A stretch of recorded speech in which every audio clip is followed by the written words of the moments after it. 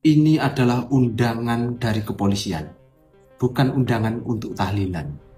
Jika kamu mendapatkan undangan seperti ini, judulnya adalah undangan permintaan keterangan atau undangan permintaan klarifikasi, dan kodenya adalah lidik, maka kamu harus menghadiri. Assalamualaikum warahmatullahi wabarakatuh. Balik lagi teman-teman di channel kajian online. Roy Suryo akhirnya teman-teman harus menerima nasib karma karena melakukan sebuah dosa, yaitu fitnah.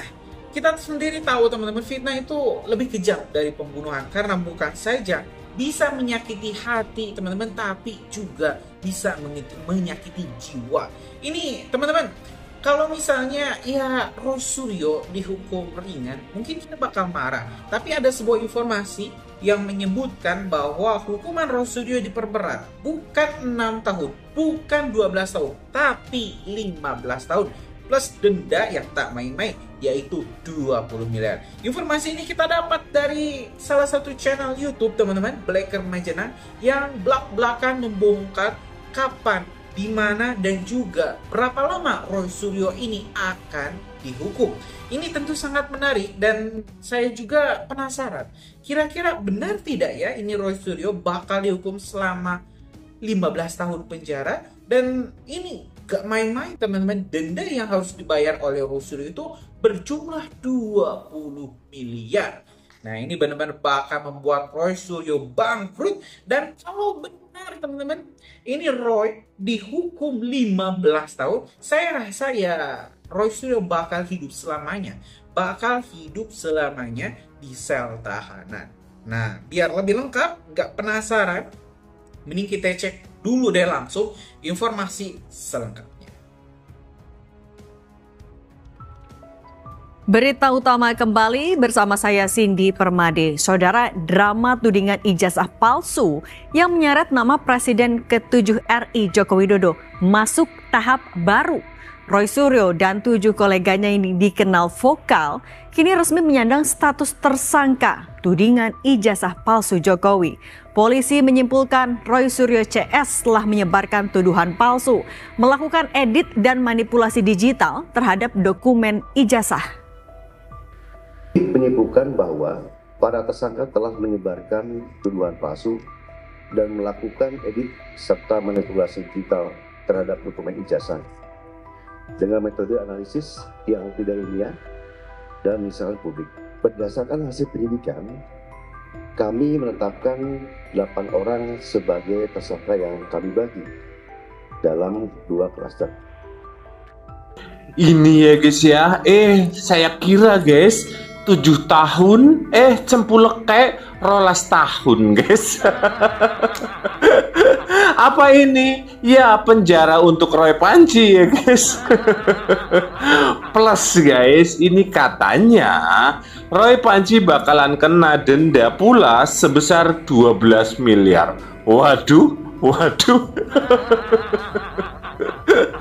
Dan juga katanya ya guys ya, ini gara-gara Roy Panci itu sudah masuk ke residivis, otomatis nanti ditambah sepertiganya. Aduh, walabium guys. rugi bandar ya guys. Makanya jangan lawan orang baik ya guys. Nah, di sini pula bisa diartikan ya guys ya, Gusti Allah ya guys ya itu mengijabah ataupun mengabulkan doa dari si Tipeng ya guys ya. Doa apa? Tipeng pernah menyebut ya guys ya, saya pengen sekali merasakan masuk ke dalam penjara, dan ngisuk malam Jumat guys, malam Jumat akan jadi kenyataan. Judulnya hati-hati dengan mulutmu ya. Sekali lagi, apapun yang kalian omongkan, apapun yang kalian narasikan, tetap Pak Jokowi akan menang ya guys. Sudah dikatakan berkali-kali ya guys ya, bahwa mereka bakalan masuk ke dalam penjara itu aslinya bukan masalah ijazah. Masalah ijazah itu sudah selesai, di mana di Bareskrim ya guys ya. Nah, Kenapa mereka terus-menerus diusut? Ya karena pencemaran nama baik, guys. Jadi jangan salah artikan, mereka masuk penjara itu bukan karena ijazah, tapi karena mulut mereka sendiri, ya guys. Oke, kita lihat dulu ya guys ya, yang orang-orang para kadrun khususnya 3 orang ini ya, yang lagi orasi tapi kok beda ya guys. Apa sih susahnya memakzulkan Gibran saat ini? Waduh, Bukti sudah telat. Ijazah SMA nggak ada. Raport cuma kelas 1 SMA, ditambah diploma. Sudah jelas, faktual, bahwa Gibran tak punya ijazah SMA. Sekarang mulai ijazah SMA baik dalam negeri dengan sistem pendidikan kurikulum pendidikan nasional maupun pendidikan luar negeri. Oh iya. Kemana DPR? Kemana kalian-kalian yang dulu penggerak reformasi 98? Apakah kalian sudah nyaman sekarang? Ayolah DPR, semua forum purnawirawan TNI, bahkan TNI itu sendiri. Waduh. Ini loh sudah bukti, sudah sangat telak. Oh, telak kepriwe ya guys ya, telak jere guys, gara-gara kemarin panci ke Australia jere guys. Wow, telak gundulmu, telak ya guys. Apa guys jere katanya ijazah Mas Wapres palsu, wow gundulmu palsu. Keton ya guys ya, ketonnya apa? Kita lihat, katanya dirinya pernah kuliah di Yamaguchi ataupun di luar negeri ya guys ya. Tapi fakta dan kenyataannya palsu ya guys ya. Nah, Mas Wapres ijazah asli dari luar negeri. Jadi Doraemon saya pastikan palsu pula dan bakal kena pasal berlapis pula. Kenapa? Karena memalsukan dokumen. Nah, dari sini saya sudah tahu ya guys ya, mana yang benar, mana yang tidak benar. Kalau tahu asli lulusan luar negeri, otomatis paham perbedaan antara Indonesia dengan luar negeri, sistem kependidikannya ya guys ya. Pak Jokowi mentang-mentang masih berkuasa, mentang-mentang anaknya itu wakil presiden, bisa penjarakan orang. Bego, lo lihat masalahnya, Pak Roy Suryo jadi tersangka itu bukan karena Jokowi, atas perbuatannya sendiri. Dia memang ingin masuk penjara, dia nuduh Pak Jokowi pakai ijazah palsu, sekarang dia nuduh Mas Gibran pakai tidak punya ijazah. Dia itu tidak bisa membuktikannya. Dan negara itu udah bilang, UGM udah bilang, polisi udah bilang kalau Jokowi itu pakai ijazah asli. Dia itu tetap ngotot kalau Jokowi itu ijazah palsu. Itu makanya dia sekarang tuh jadi tersangka. Jadi kalian tuh jangan buat narasi kalau Jokowi itu masih berkuasa, jadi bisa penjarakan orang. Bukan soal berkuasanya, bukan soal anaknya itu wakil presiden, bukan soal itu. Ini tentang harga diri. Pak Roy Suryo itu udah mencemarkan nama baik seseorang. Apalagi Pak Jokowi kan mantan presiden. Dan juga anaknya itu wakil presiden. Masa diinjak-injak seperti itu? Itu makanya Pak Jokowi itu ambil langkah tegas.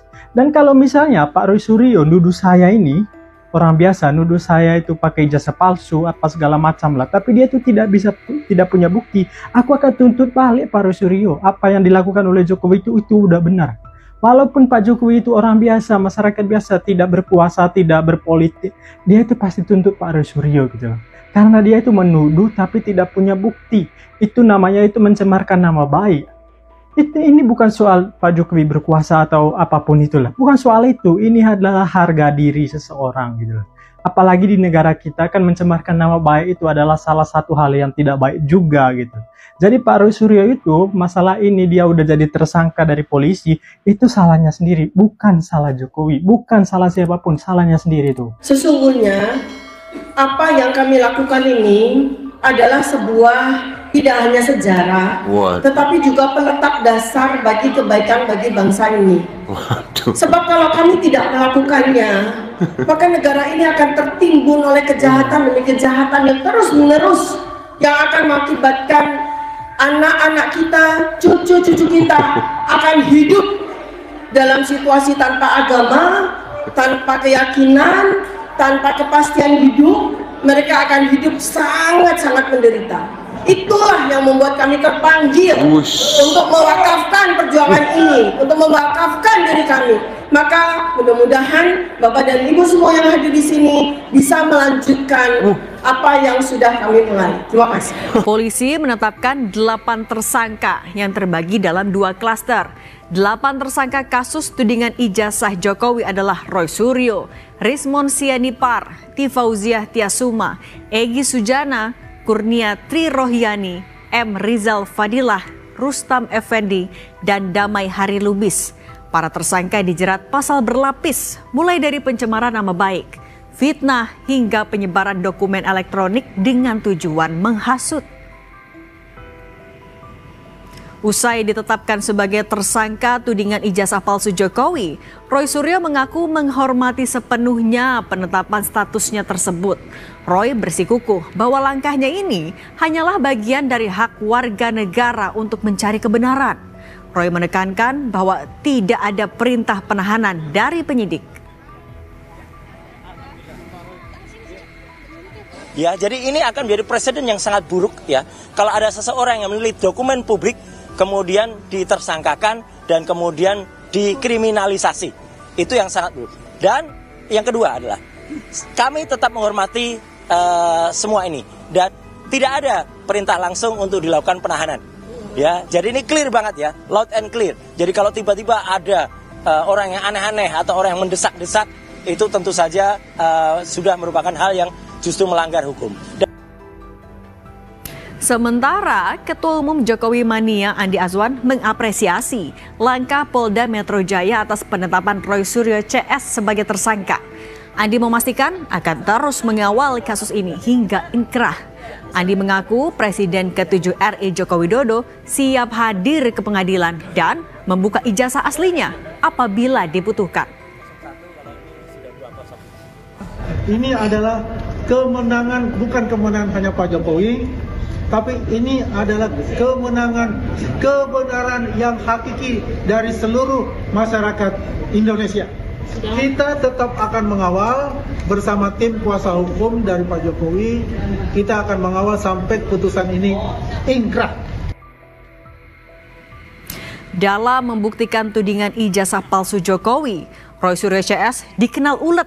Roy Suryo CS mendatangi KPU RI dan mendapatkan salinan fotokopi ijazah Jokowi yang telah dilegalisir untuk kebutuhan Pilpres 2014 lalu. Roy mengaku dokumen yang diberikan KPU memiliki temuan yang signifikan dengan yang sedang mereka kantongi. Roy mengklaim ada bagian yang dinilai berbeda dari data yang dimiliki oleh kubunya. Sesuai dengan undang-undang KIP, terbuka informasi publik, mestinya setiap... Selain ke KPU Pusat dalam perjuangan membuktikan tuduhannya, Roy Suryo CS juga mendatangi KPUD Jakarta. Kedatangan mereka untuk meminta salinan ijazah Jokowi yang telah dilegalisir. Sebelum jadi Presiden ke-7 RI, Jokowi pernah terpilih sebagai Gubernur DKI Jakarta dan menjabat selama 2 tahun pada 2012 sampai 2014. Tidak hanya ke Komisi Pemilihan Umum, Roy Suryo CS juga mendatangi tempat Jokowi menimba ilmu, yaitu Universitas Gadjah Mada Yogyakarta.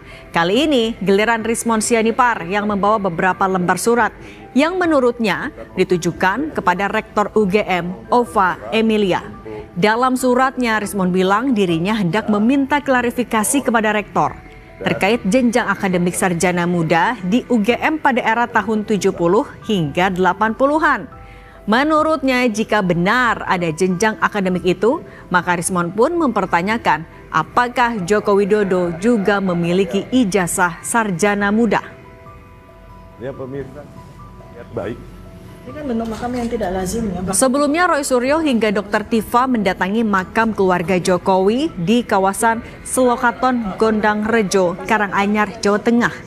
Kunjungan yang dilakukan Roy Suryo dan Dr. Tifa ini diunggah dalam konten YouTube Refli Harun Selasa 7 Oktober lalu.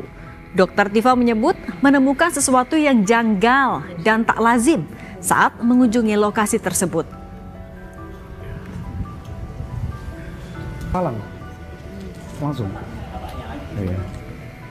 Sebelum laporan Jokowi bergulir di Polda Metro Jaya, sejumlah pihak, termasuk kelompok yang menamakan diri tim pembela aktivis dan ulama, sudah lebih dulu melaporkan dugaan ijazah palsu ke Bareskrim Polri. Namun setelah digelar serangkaian penyelidikan, Bareskrim menghentikan penanganan kasus tersebut karena fakta yang diserahkan Egy Sujana CS selaku pelapor masuk kategori data sekunder dan tidak memiliki kekuatan pembuktian. Data-data dari TPUA itu dinilai tidak bisa dijadikan alat bukti dalam perkara yang disebutkan. Saat itu, usai gagal membuktikan ijazah Jokowi palsu, Roy Suryo CS pindah haluan dan membidik skripsi milik Presiden ke-7 RI. Kubu Roy Suryo mendatangi Universitas Gadjah Mada Yogyakarta dan meminta ditunjukkan skripsi Jokowi. Tak sampai di situ saja, Roy Suryo CS bahkan menelusuri lokasi desa tempat Jokowi melaksanakan kuliah kerja nyata. Ya teman-teman, barusan kita sudah melihat informasi dari channel Black Majenang yang menyebut bahwa Roy Suryo akan ditahan selama 15 tahun plus denda 20 miliar. Terlepas dari benar atau tidak, kita tentu mengapresiasi para YouTuber yang terus mengawal jalannya persidangan, jalannya kasus ijazah ini, karena ya kalau misalnya bukan kita, siapa lagi yang bakal menjadi garda terdepan untuk membela Jokowi dan juga Mas Gibran. Kalau misalnya kita membiarkan, mungkin nasib Mas Gibran akan sama seperti nasib ini almarhum Gus Dur, ya, Presiden Gus Dur yang dilengsarkan secara tidak hormat oleh para elit-elit hitam perpolitikan saat itu. Jadi jangan sampai teman-teman, ya masa-masa kelam, sejarah kelam Indonesia kembali terulang. Biarkan Mas Gibran dan juga Pak Prabowo bekerja hingga 2029. Baru kalau misalnya ya ini Roy Suryo CS, junjungan Roy Suryo CS ini gentleman, berani ya, langsung saja di Pilpres 2029. Gak usah main licik, gak usah main kotor dengan menjatuhkan elektabilitas. Bukannya rusak teman-teman ini elektabilitas Pak Jokowi dan juga Mas Gibran, tapi malah tambah naik. Ini ibarat ya, ini promosi gratis yang diberikan oleh para kompetitor-kompetitor Pak Jokowi dan juga Mas Gibran. Dan mudah-mudahan Pilpres selanjutnya makin lancar juga karir Mas Gibran dan juga Pak Prabowo. Mau itu misalnya kembali sepaket ataupun tidak, mudah-mudahan tetap lancar lah kedua. Mungkin itu dia informasi kita hari ini. Terima kasih ya teman-teman. Selalu pantau channel Kajian Online, jangan lupa subscribe dan nyalakan lonceng notifikasinya biar gak ketinggalan informasi menarik lainnya dari Kajian Online. Terima kasih. Assalamualaikum warahmatullahi wabarakatuh.